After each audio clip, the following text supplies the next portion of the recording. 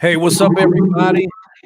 This is PG, man. We're excited to have you in what we call in the checkup. And I'm so grateful for all of you tuning in with us today. It is such an honor with so much that's going on, not only coronavirus, but even within our social context, about the latest news that we have about a young brother who was shot down, even in the state of Georgia, with their own state. And I'm hearing another one in Indiana. So, there's so much that's going on. And so we wanted to spend this time because we are doing a sermon series entitled Finding the Cure. And over the last couple of weeks, we've been dealing with the virus called fear and the virus called worry. And so we heard through the word of God how we can find the cure for fear with faith and with worry with peace. So I'm so grateful today to have a wonderful person with us today, an incredible therapist. And I've been saying this so often that we need therapy. We need people in our lives, someone that is God ordained, and, God ordains therapists and counselors to help us. I believe in prayer, but I also believe in therapy as well. And so we wanted to do that today. I'm bringing to you Natalie Bryan. I'm so grateful for her. She's a clinical social worker, therapist, and from a young age, she has shown herself approved. This is something that she has found to be devoted to serving her community and advocating for others. She is well learned. You should go check her out. She's doing some incredible work. Matter of fact, I really appreciate her own LLC, the Pearl, PEARL Incorporated. And this was developed to help address the issues of abuse by educating community as a whole. And so I really am grateful for her being here. We're going to get into her book a little bit. She just got a new book. I signed my own permission slip. I like that. So we're going to really have a great time. This conversation is going to be great. Y'all go ahead and share. We need you to make sure that you're on this check up with PG as we go over some things to kind of talk about how we can kind of deal with some of the issues that we've been dealing with in our sermon series. So I'm excited to have her. So we're going to get right into the interview. But for the sake of our context, let me share with you what we are preaching and teaching at Tabernacle Baptist Church at this time.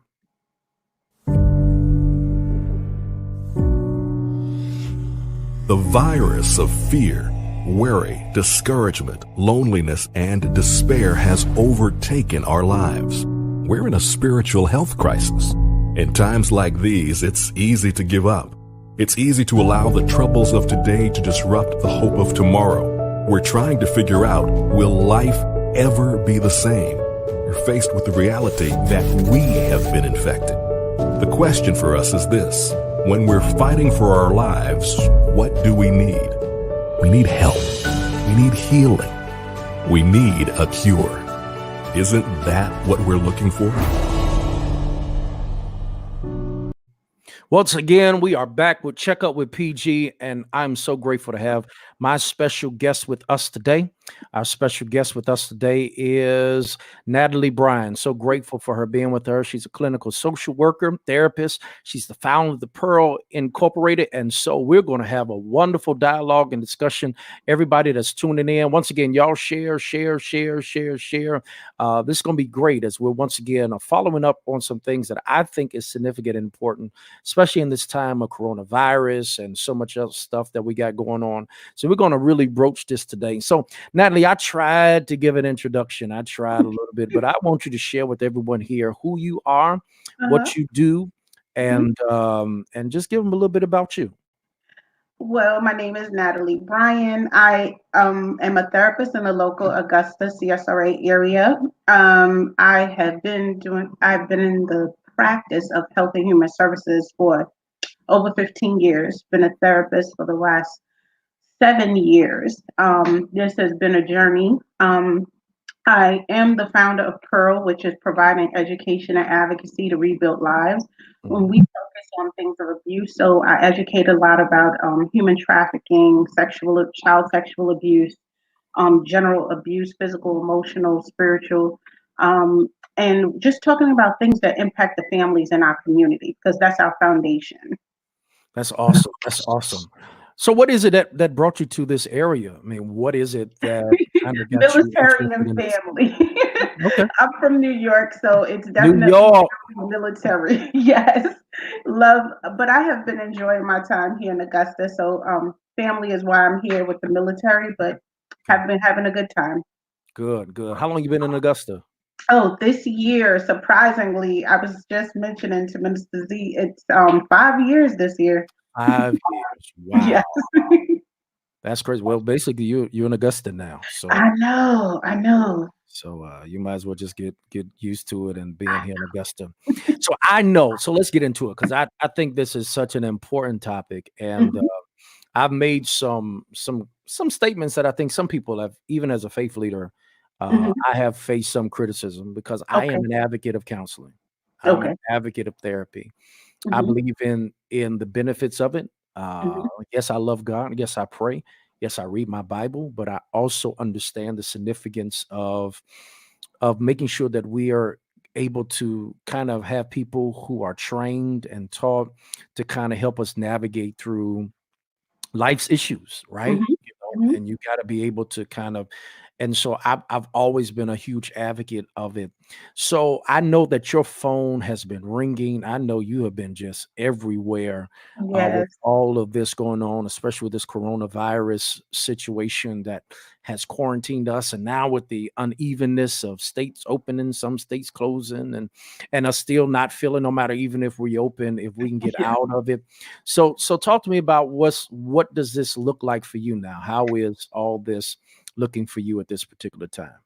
Okay, well, first I want to say this is Mental Health Awareness Month. So Is it it? just Wow. Okay. happened to coincide that you called me. I think this is the most imperative month of the year. I Wow. know that I'm a minister myself in my church at Faith Outreach, and I can understand how sometimes people have a struggle with um, science in church. Mhm. However, just like you said earlier, I believe that God gives us the position to help. Mhm. You know, we all have our talents, and we go to the doctor for diabetes, we go to the doctor for hypertension, we go to the doctor for any physical ailment, but we struggle with the thought of going to the doctor for our mental health. Now, mind you, if it is in your mind to do something, your body usually follows. So Yes. my thing is, if your mind is not in the right place, then holistically, you are not going to be healthy. Because when you're looking at holistic health, you're looking at your spiritual health, your physical health, and your emotional health.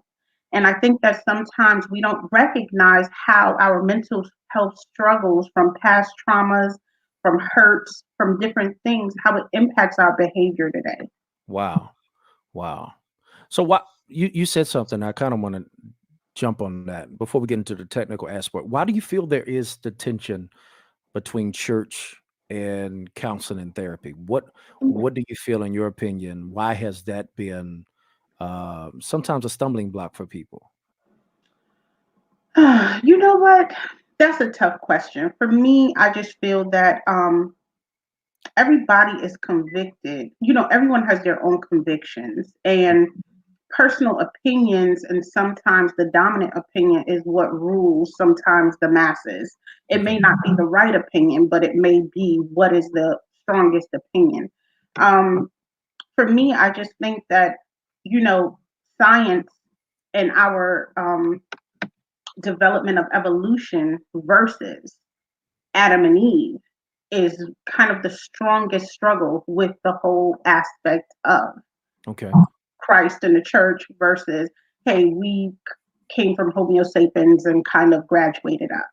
So I Wow. think that's the foundational thing of it. You know, when you learn in school this and when you learn in church this, and having to compare and, you know, see where you're falling. It's a struggle.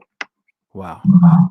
That's deep to me. I would also to push it in, and then I think you brought about why that's the challenge. And as a faith leader and a pastor, I really am pushing people to be able to kind of navigate that because this space, Hmm.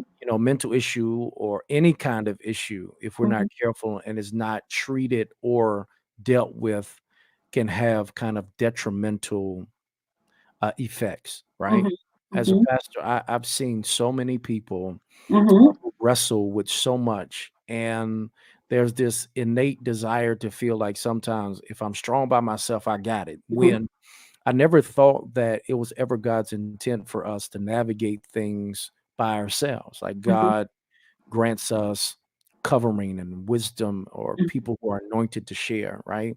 Mhm. And different gifts that are able to help us to kind of navigate through life, which is, it can be up and down. And speaking up and down, we are in the midst of a global pandemic. Mhm. And I don't know about you. I don't know anybody that's ever been through one before, right? So this thing has caused a lot of kind of challenge. And Mhm. how are you viewing that? How was you in your particular field? What are Mhm. y'all discussing concerning what we are all facing at this time? Well, therapists as a whole right now, I'm sure they're overwhelmed with Mm, the different levels of trauma that's coming at them. We are dealing with the pandemic, the physical aspect of what is going on, but a lot of people don't recognize that they're dealing with situational anxiety also. So the say that. anxiety, Social anxiety. Say that again. situational anxiety, meaning Wow. it's the anxiety caused by the pandemic. Now, people who already deal with anxiety and depression, they've kind of identified that, but with the situational anxiety, sometimes we don't recognize it because we've never quote unquote dealt with anxiety. So when you see people dealing with situational anxiety, you see them trying to gain control of what's around them. So you'll see a person overeating. You'll see a person over shopping online. You'll see a person over exercising, maybe running, because right now the mind is trying to cope with the out of controlness of corona. We've never experienced it before, like you said. We don't know when a specific end is coming. We don't know if we're technically exposed or not, because it's not like everyone is symptomatic when you have it, so everyone is in this kind of state of kind of just waiting, Wow. trying to wait to see and what and trying to really put our brain around what we are going to look like post COVID. Wow. What is the new normal? Is it now? I heard this. Now you help me, because I had a member. I said this because I was like, we're now adjusting to a new normal, and literally a person hit me up and was like, "PG, when you said that, it grieved me." And so Mhm. I did some research, and I've taken new normal out of my vernacular, and what I Mhm. call it is the next normal, right? Mm. To Mhm. just, because I'll be honest with you, this has weighed on me in such an incredible way, just Mhm. because even from a personal standpoint, I am grieving a Mhm. life that I'm not sure I will ever see again. Mhm. For Mhm. me, life was good. Like, I Mhm. really enjoyed life. I was Mhm. traveling. I was around people that I absolutely love. Our church was growing. We were getting ready to expand to a third location. We were, um, I was on the road every week. I was Mhm. really kind of living, a life that I had rhythmically got into. And Mhm. then Corona happened and everything kind of shifted. Mhm. And, I was telling someone the other day, I was like, and I think people are well meaning. I think that sometimes we can say stuff and not understand what that means. But like Mhm. to me, I had people say, well, look, Pastor, you get some rest. I'm like, this is not rest. Mhm. This is this is awful. Like, Mhm. no, I want to be out. I miss my barber. I miss getting up, going to my gym and working. I miss getting on an airplane. I had learned how to be productive, busy. And now the biggest adjustment is trying to figure out a rhythm being still. And that Mhm. has been very, very difficult. So with that being said, I think what you said is so powerful, because for many of us, we're just trying to adjust to something that we've never seen before. Never seen before. We're also trying to adjust to something that honestly we don't know when it's going to end. Mhm. I mean, part of it is this anxiety of the information. I'm hearing this, and then I'm hearing that. Then I'm hearing they're opening this back up. But then Mhm. there ain't gonna be a vaccine for 18, 24 months. And also, if somebody sneezes or coughs, I'm looking at them like, you need to, you got to make sure, right? So I don't. How are you adjusting? How are you kind of flowing Mhm. with that? I mean, Mhm. what can you say to people? Well, what I've been doing primarily with the people who are, especially like you, that have structure who did things in structure or order or things like that, or people who went to work every day and they're having a hard time being home, being still, homeschooling kids that they never had to homeschool, and all these different adjustments. One of the first things I tell them to do, okay, in your home, you can create order. So even if it's setting a schedule of what exactly you're doing for the day, it creates in your mind a sense of order. Okay. So it will calm down some of your anxiety because you'll feel like, okay, I have some kind of structure to my day. So subconsciously, your brain will kick in and be like, okay, I have to do this, I have to do that, I have to do this. So I told people, become proactive in the things that you may not have thought to be proactive in before. If it's organization, if it's crafting, if it's working out, creating a home gym at home and working out, if it's just learning how to structure how you're going to now eat or meal prep, how the kids are working throughout the day with their schooling. Create yourself a schedule so that now your brain subconsciously can be like, okay, there is some normal in this chaos that I have going on. Okay. And then while they're working on that, I have also been recommending some guided meditation, and I know people, especially in the church, may have a problem with it, but what the guided meditation does is it keeps your brain, when it's overactive and it's running, it helps you to focus in on things that we don't focus in on, like our heartbeat, like our breathing, like how our mind is all over the place. It helps you to focus your mind on one thing, which is your body, your physical, your mental space, and your emotional space. So I utilize the on YouTube. I think YouTube it's free. So I always recommend it. It's free. I utilize a group called the Honest Guys on YouTube, and I utilize them because they have hundreds of different guided meditations, Okay. and it can be as little as 1 minute all the way up to 90 minutes. Now, guided meditation is a part of mindfulness, which is a part of your self care. So you want to make sure that you are practicing self-care even in this time. I know a lot of people think self-care is spas and massages and all this other stuff, but self-care is really also about you getting yourself right and taking time for you. So right now people are struggling because they don't have jobs. They're Mhm. struggling because, like you said earlier, staying in the house is oppressive. It's no longer just okay, we're here, we're self-containing. It becomes oppression when you're not productive in it. So instead of your home feeling like a home, it's felt like a prison. So a lot of people mentally aren't functioning well with that.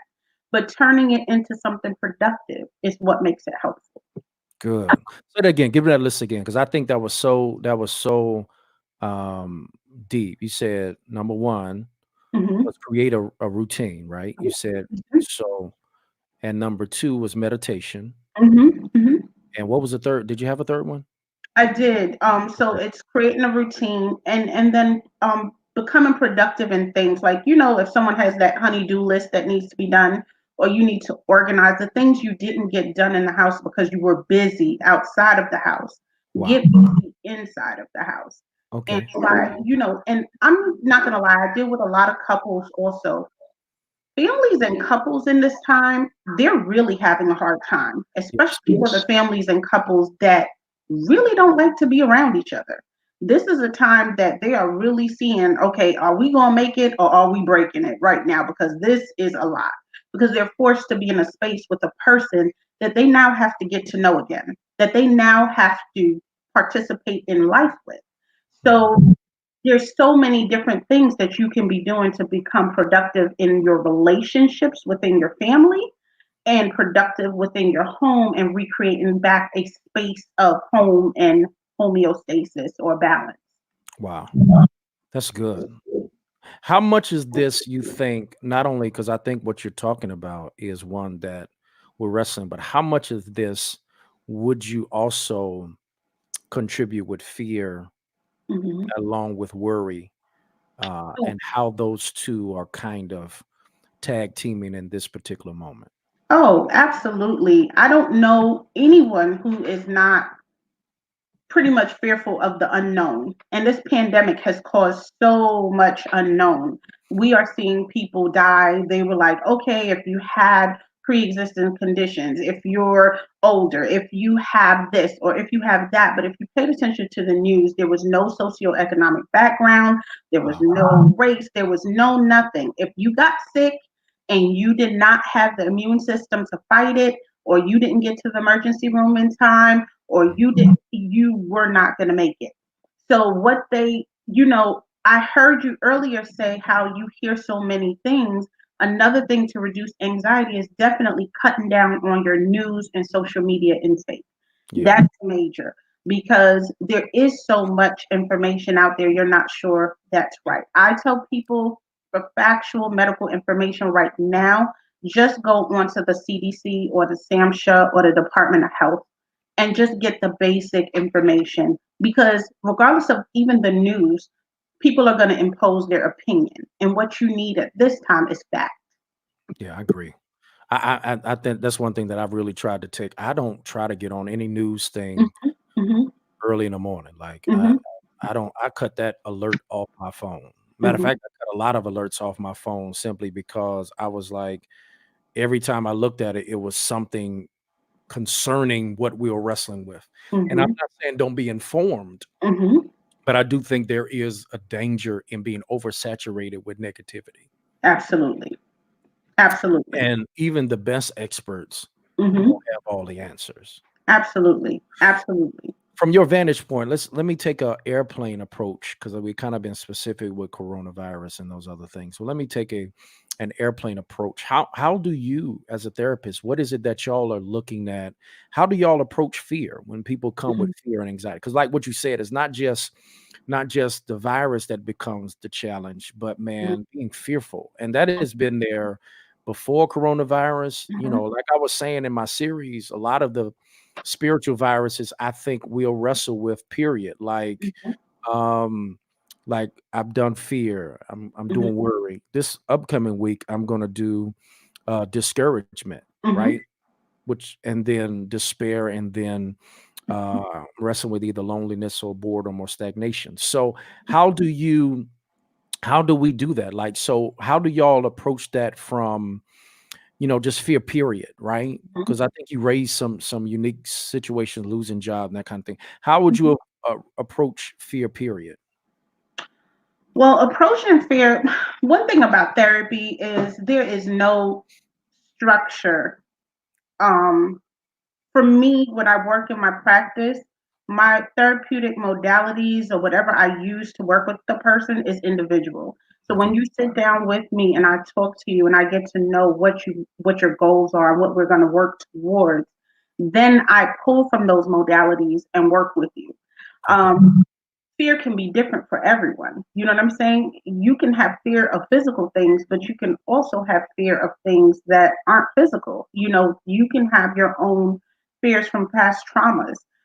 So a lot of times for anxiety and worry and things that lead, because usually when a lot of times people are struggling with their emotions because they're not feeling them. So Mm, one of the things that I do talk to my clients about is feeling your feelings, which is a difficult thing for people. They tend to generalize their feelings into kind of five categories like happy, sad, upset, things like that. But there's so many other emotions on the spectrum. okay. So a lot of the times people can't tell you how they're feeling because they don't have the language, Mm, because the fear has paralyzed. Okay, what am I feeling? And it's stuck. So we're supposed to allow feelings to flow through us, but we don't. When it gets stuck, that's when we start getting the fear, the worry, the anxiety. That's when you start seeing the depression. So a lot of times when we're dealing with anxiety, we're dealing with just calming those things that have you triggered and upset. So a lot of times that has to do with control. So trying to help you figure out how to control your environment, how to calm your energy while you are going through a moment. Sometimes it's grounding, and you can ground by doing something like the 5 4 3 2 1 method, which is kind of like, okay, I hear five things, I can see four purple things, I can feel three different textures. You Mm. know, I can touch whatever, and you're using your senses to help to focus all of that noise and bring you back into focus to say, okay, um, this is where I need to be. My mind doesn't need to be everywhere. And a lot of times, most of our fear is because our mind is just running consistently about all types of possibilities and options and outcomes. And so calming it and getting your mind to focus on a thing at a time helps to reduce a lot of that anxiety and fear. And that's good. That's good. I was saying to staff, I was like, this whole situation for me personally has been the challenge of really trying to navigate these feelings that like you said, for me, I was always on the go, and being still has forced me to face things that I would normally outrun. Mhm. Mhm. So if I was not feeling good, just get out, roll, and do what you do, right? So I think what you're saying is so huge, and Mhm. I think you just said something that maybe someone needs to hear this, because how do we stop our mind from rolling? Like I can't. Mhm. So for me, not only coronavirus, I'm wrestling as a leader with things for our church, right? The question now is, how do you reopen a church facility? I'm Mhm. wrestling as a family man from, worried about my family or my grandparents grandma, and I can't see her, or my dad who had a stroke and I can't see them. Mhm. Or even as a social issue, just yesterday, we were brought up a speed about a young man who was gunned down in his Mhm. neighborhood, right? So Mhm. I got all these emotions that I don't know how to pinpoint them. I'm like, Mhm. I feel like I'm Mhm. everywhere, and Yeah. I still gotta get ready for Sunday, and I still gotta, do what I have to do, and I have to function with all this going on, right? Mhm. What would you say to people like that? What would you say I in think those? transparency is the best thing. So what I tend to do first of all is I would give my client a feelings wheel, which is I can get that to you in Minister Z, which is kind of a rainbow of feelings. And Okay. it gives you all of your feelings in spectrum, and it helps you to learn, hey, there are more words for these emotions that I have going on. And I think as you're talking about your struggles, people can understand you and empathize with you. And we are social creatures. If we have people that are struggling with something and someone else says, hey, I'm having that same struggle, and it normalizes it, your anxiety immediately reduces because you don't feel like you're in it by yourself. So that helps to bring down a lot of your anxiety. And I know having to function in any capacity with these type of stressors can be insurmountable. But utilizing the techniques at least to calm your anxiety down enough that you can function is what you want to do. Um, it's hard being a leader and having everyone look to you to have the right answer. Mhm. It really is. It's a tough place to be in. My thing is, you have been the visionary for your church for the longest time. All you can do is follow protocol. Follow the steps that have been. Okay, this is what the city or state says I need to do.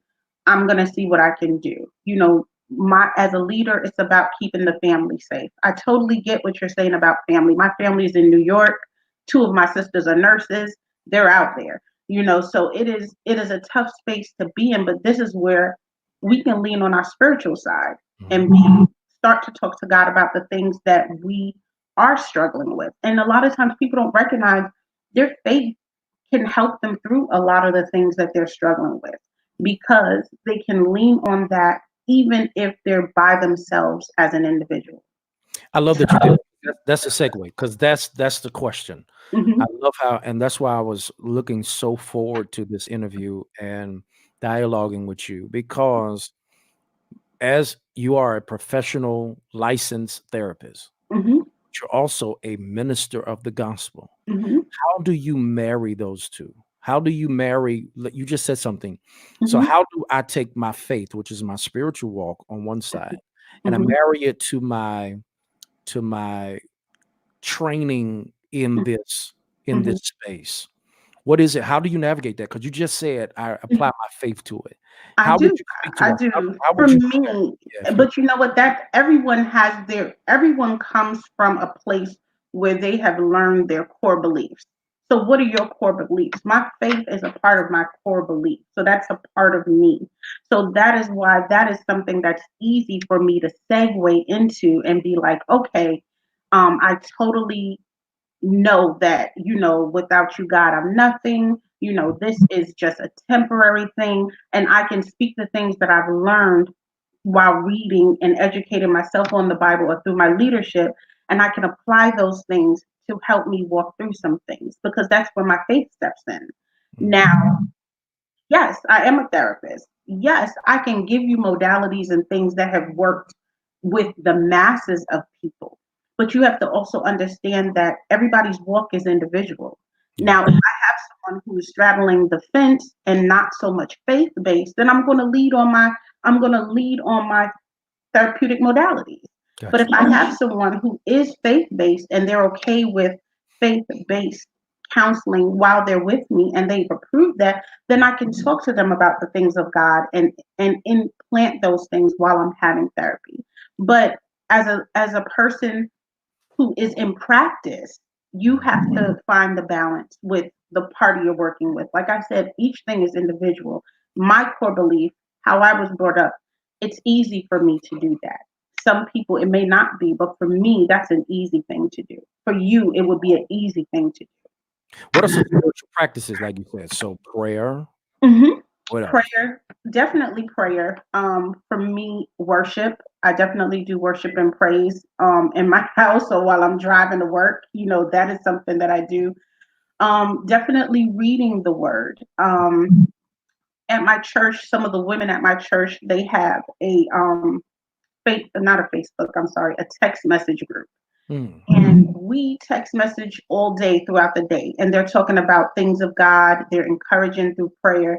And at 10 o'clock every night, we gather on the phone and we pray. Even if I don't jump on immediately because I have clients or whatever, if I catch the tail end, or even if someone I had two of the ladies say, "Hey, I haven't seen your face in days. I Mm. just wanted you to know that I prayed for you and I just wanted to see your face today." Those are the things when you know that people have caught you in the spirit and was like, "Hey, I know you may not have been able to make it on prayer, but know that I'm praying for you." That's important. You know what I'm saying? Regardless of if you're in the house of God or not, knowing that Pastor Goodman is praying for you and intercessing for you individually and holistically, it makes a big deal for your members of your church.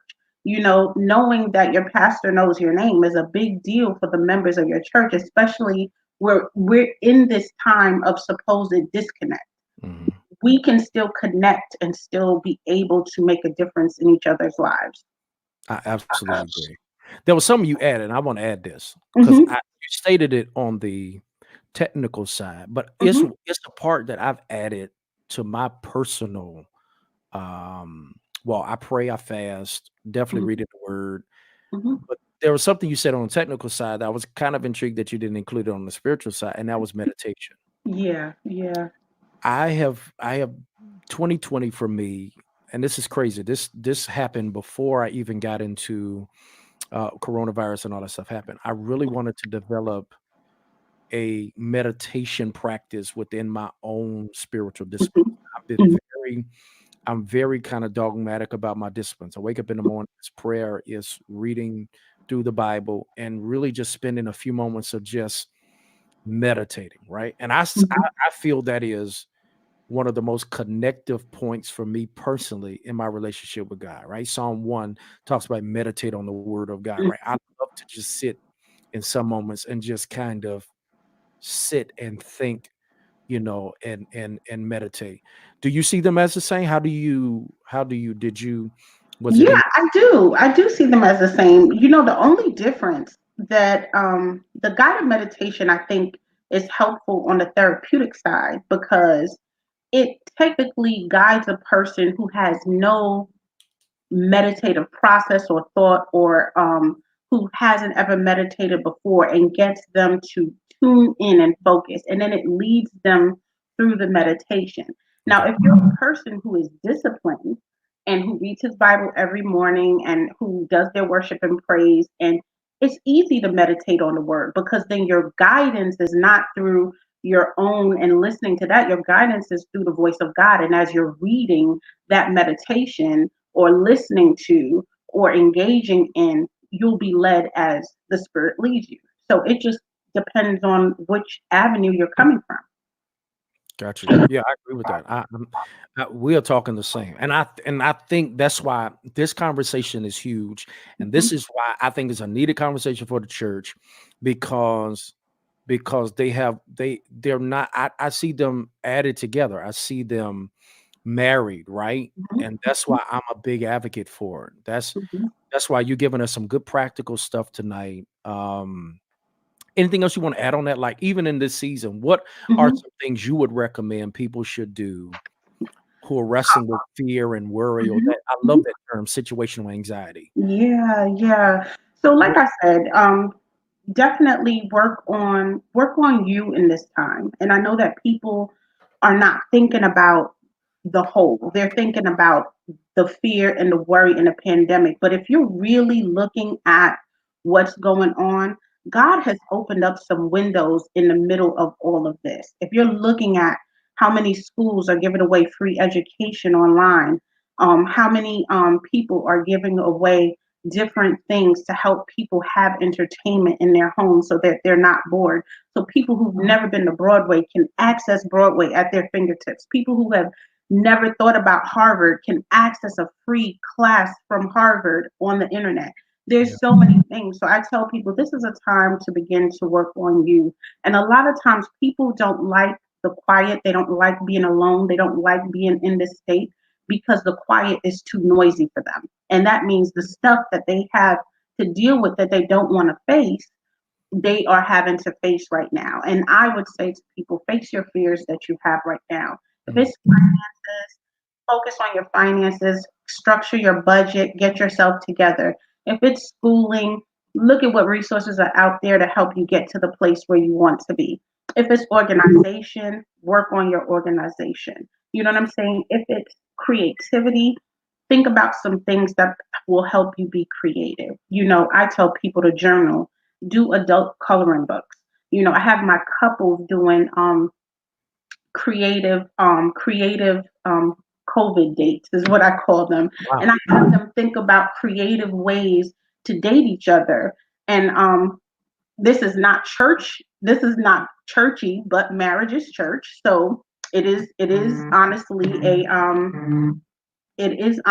a commitment to God. It is what it is. So with marriage, I gave my couples an example of looking at Jeannie Mai and Jeezy, and I had them watch the video on YouTube on how he was creative in his engagement to her. And I had them use that as an example of how creative you can to be with your spouse. And I did it because he took time and temperament and he paid attention to the details. And the couples that I've worked with, they are having so much fun rediscovering each other in this. So, rediscovering your family, rediscovering your children. Sometimes parents aren't paying attention to their kids. Wow. This gives them that time to pay attention to them. So I mean, there's so much that you can do in this time that you may not think is an opportunity, but there's so many opportunities in this. I love that. I want to ask this one thing because I think you've given some incredible insight tonight. Mhm, And we're gonna tag you because before we get out of here, I want people to figure out how they can touch base with you because somebody raised up on a comment section. How do I get to a therapist? uh-huh. And people need to know there are online options now for Absolutely, therapy. absolutely, There's ways to get that, and even if those are interested in African American therapists, there's a lot out absolutely. there within the context of Augusta, and Mhm, we don't hear about them a lot, but there are ways. There are many like yourself within our community that are helping. Let me throw this out there because I mhm, hear get some stuff done, be productive. But let's say I'm just having a bad day. uh-huh, Woke up and I just ain't feeling it. mhm, is it okay for me to just say I'm having a bad day? And I may not be Absolutely. as productive. I may not be as, into it like I was. I mean, can you speak to that? Because I do feel sometimes I feel Absolutely. like sometimes, I saw that meme going around, like if you don't develop a hustling through this or you don't get through this, then like I really need to know, there's some days I'll be honest, I just can't get nothing done. Hmm. And there's some days I'm honestly don't feel like working. I don't feel like putting another Hmm. thing to my sermon. Just some days I just don't feel it. Okay. So tell the people that it's okay. Tell It's because I think okay. you'll That hear is that every human. yeah, yeah. Because I think sometimes we try to operate in these spaces that we gotta be on all the time, and that can be so exhausting, and it's just it can be so rough. So I love the fact I really need a professional to give me some space and permission to say, you know what, I ain't feeling it. It's I ain't okay. It's okay. Even on the seventh day he rested. It is God, okay. I took a mental health day last week. It is okay. That is a part of self-care. It is okay to be like, I'm just not with it today. And got you it. know what? Be honest about that. Because even if you try to push through sometimes and try to be, people could see that and they're going to be like, I'm not really feeling what's going on with you right now because they understand that you're not even in the right headspace.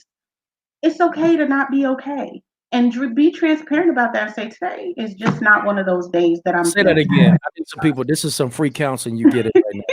It's okay to not be okay. Listen, It's you okay have to not be okay. have You are freed human. You you are have freed human. me. I talk to people about three things and I give them three examples. I said, listen, when you get on an airplane and you are sitting down and they're talking about the safety and the oxygen and all that stuff, and they'll tell you, hey, put the oxygen on you first and Mhm. then assist somebody else. And they say that because if you're not in a space to be helpful because you're passed out from no oxygen, then you can't help anybody. I love And a it. lot of times we wear ourselves out trying to fill other people's cups when our cup is empty. Hey, It's I love okay to take that time to recharge and worry about you first. But a lot of times we have been put in this place of, oh, I need to do, I need to do, I need to do. It's okay to say, I need to do for me first. I love it. The two-letter word that I think is the most impactful word in the vocabulary is no. And a Mhm. lot, especially people of color, have a problem with saying the word no. And sometimes you just have to say no. Yeah.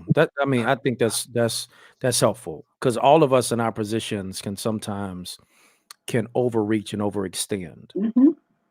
And overreaching, overextending always leads to an injury, Hmm. right? Um, so I appreciate that. That's helpful. That's helpful. Well, you wrote a book entitled "I Signed My Own Permission Slip." I want to give you a few moments to tell us about that. What kind of brought that about? And Yeah. Well, you know what? I did an anthology with some ladies, and we were all talking about the different struggles that we had in how we were facing situations. And in this particular book that I wrote, I was talking about, I signed my own permission slip about honestly getting divorced.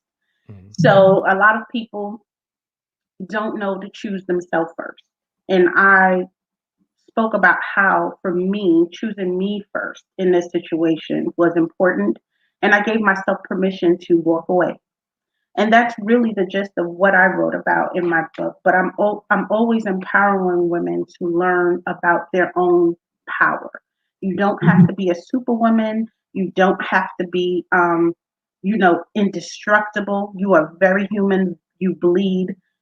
Sometimes you just have to say no, like I said, and sometimes you have to choose you, even if choosing you means letting some things go. Wow, I love that. How long did it take you? What was your process in? Um, in writing or the Yeah. whole Well, I situation? mean, to put that out, I mean, that's pretty Yeah, deep, the especially for a process. therapist. Even for a therapist, Yeah, because there's this whole notion of, the wounded healer, right? yeah, yeah. And sometimes God I think fortifies us and allows us to be better at what he creates us to do by taking Hmm. us through the process of pain in order to produce purpose, right? Yes. So just like with you, you had this event that Hmm.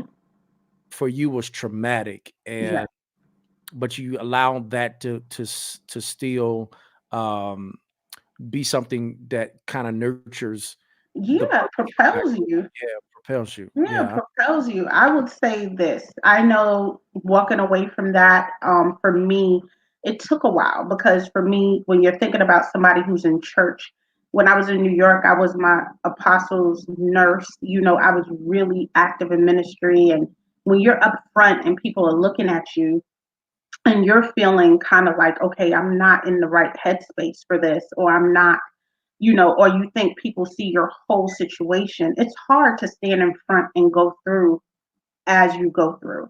And so it took me a while because I wanted to make sure that my decision wasn't rash. I wanted to make sure that I work through some things. So I talked to my leadership. I talked to actually several leaders. And then I went and I spoke to a professional. I went to a therapist. Therapists do go to therapists, and they're supposed to if they're a good therapist. So therapists do go to therapists. I'm just going to put that out there. And at the end of it all, even with my ex-husband, we have a decent relationship. He understood where I was and why I made my choice. And I made peace with that. I talked to God about how I felt about it. And you're supposed to be honored in marriage. Mhm. That's what it's about. It's work, but you're supposed to be honored in that. And so it took me a little while, but at the end, when I made the choice, it was the healthiest choice for me. And I can say the launch for me, I mean, better job, better home, businesses, things that I didn't even think. Writing books. This is like my third bestseller. Writing books, things I wasn't even thinking about. I've accomplished in a very short period of time. So sometimes choosing you and letting some things go is okay. That's awesome. That's awesome. Don't want to pry too much because I do want to give information about where they can get the book. How long Uh-huh. was your bounce back? How long? Um, it took a little while. Honestly, I moved to Augusta while I was transitioning. I was coming here for family, but I just wanted a fresh start. And I mean, it took maybe about a year and a half, 2 years. That was for me. It's individual for No, people. it's good to know it takes time. Oh, Yeah, it's for me. I took like a year, maybe 2 years fully to kind of be in a better space because I remember initially getting here and not really being sure. And even when people spoke to me, I was like, no, I don't think I'm ready, And sometimes you get the notion of when you're not. And I was just like, I'm not ready. I'm okay. And so it took a while, but once you settle into your skin and settle into your space, you'll get into your own rhythm. But it took me a while to get into my rhythm because not only in marriage but in life, because I was an oldest of a single parent, you have responsibilities. Of an mhm, immigrant, you have cultural responsibilities. So when mhm. you're looking at it from so many different dynamics, my life at a point wasn't even my own. I was serving my family, and that Sure. culturally was important for me.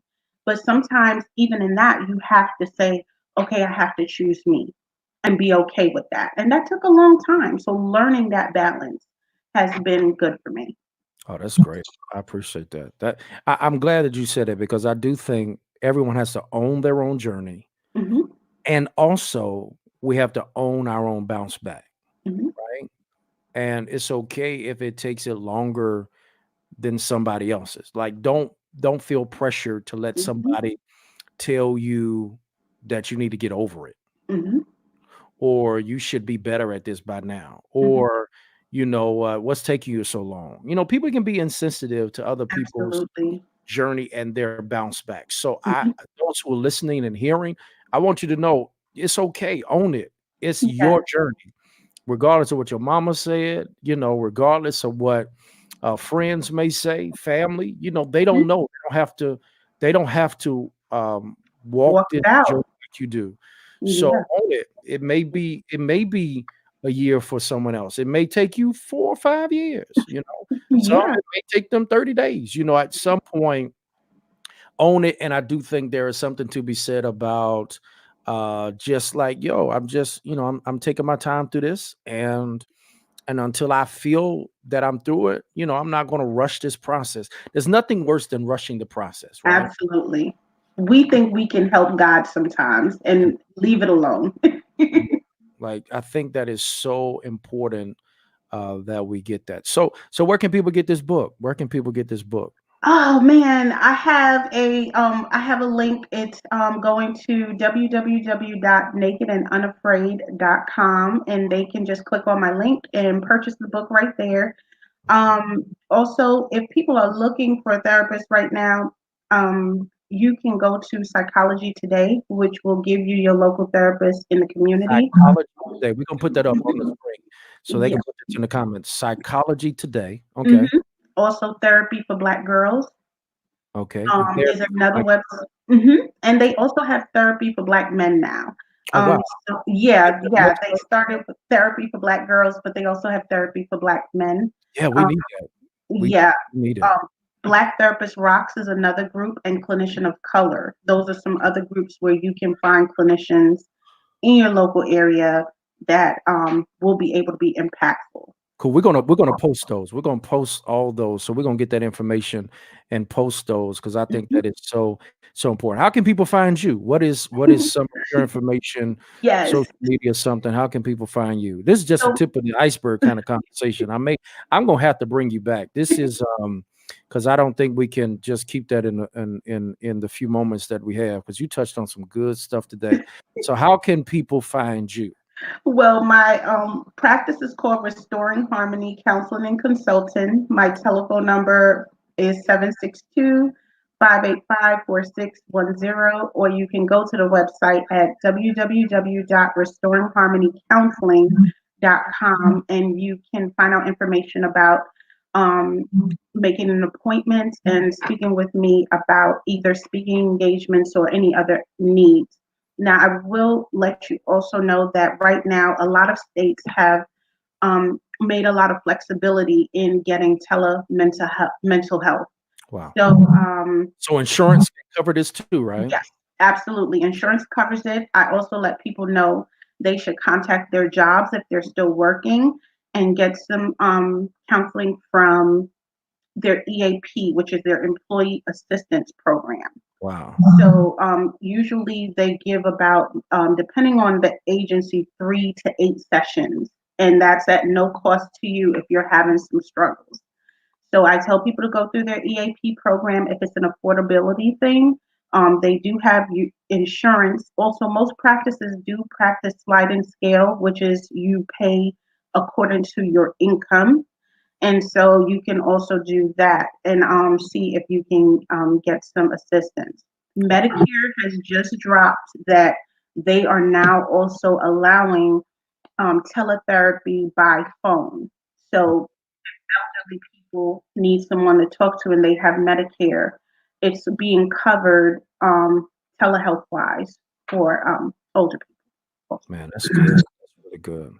Before I let you go, is there any final things you want to share? We've kind of covered a wide spectrum of stuff, but Yeah. any final thing like you would say to people and tell them, just kind of your final thoughts, or as we Just wrap up the letting people know that anxiety and depression and those things are normal emotions. A lot of times people feel like hearing the word anxiety and depression and stuff like that, that is like, oh my God, I got a diagnosis.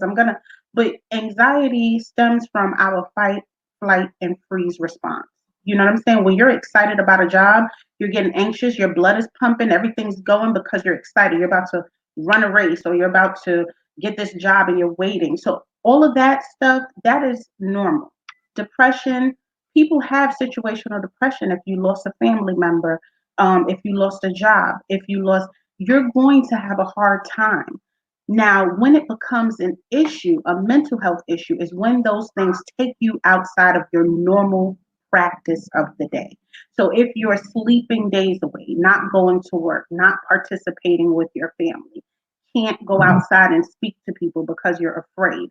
That's when those things are like, okay, I need to get some help. This is beyond my usual, and you have to know you enough to say, okay, this is a little bit not right. I think I need to talk to somebody and be okay with speaking with someone. Sometimes we have a problem, especially people of color. This is Mental Health Awareness Month.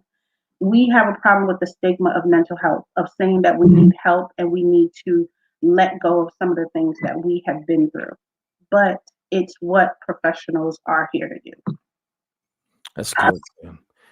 Y'all give it up for Natalie Bryan. Thank you so much for being with us tonight and sharing. You've been a blessing to our community. You've been a blessing to Tab. You've been to us before.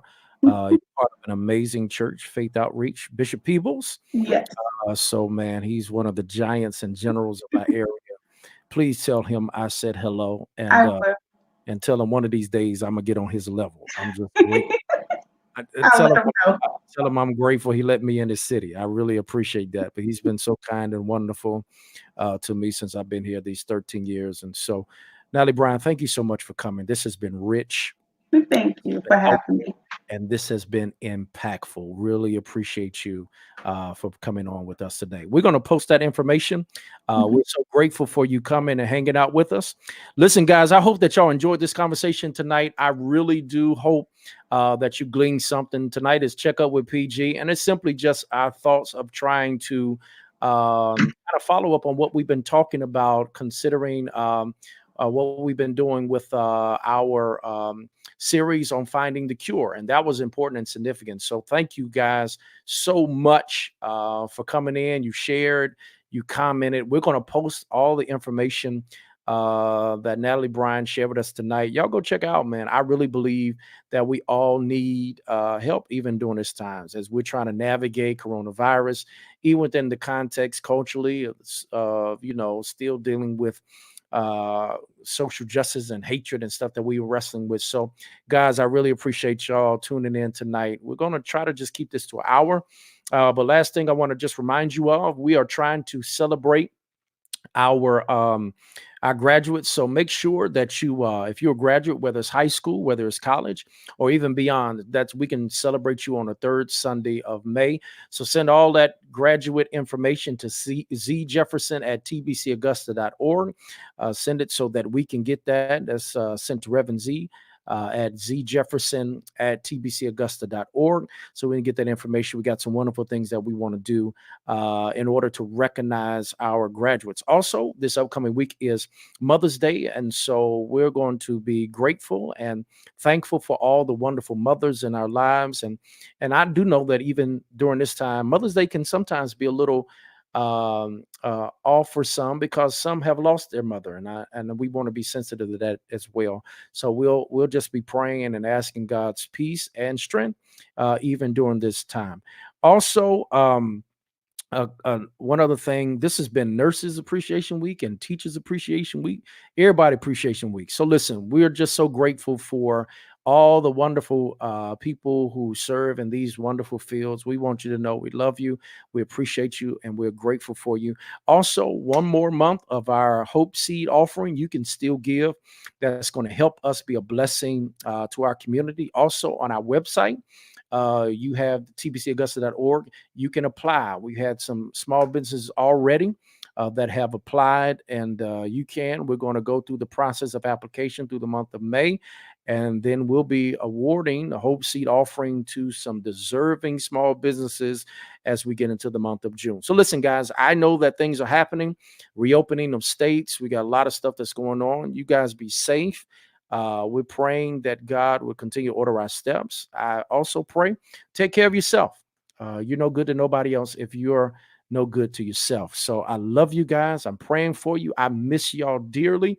And I hope that tonight was well. Send us some feedback. Let us know if this was cool. And once again, we say this all the time. We at Tabernacle Baptist Church, because we've been blessed, we're going to be a blessing. So y'all continue to stay strong, and may the peace of God continue with you. Talk to you soon. Peace.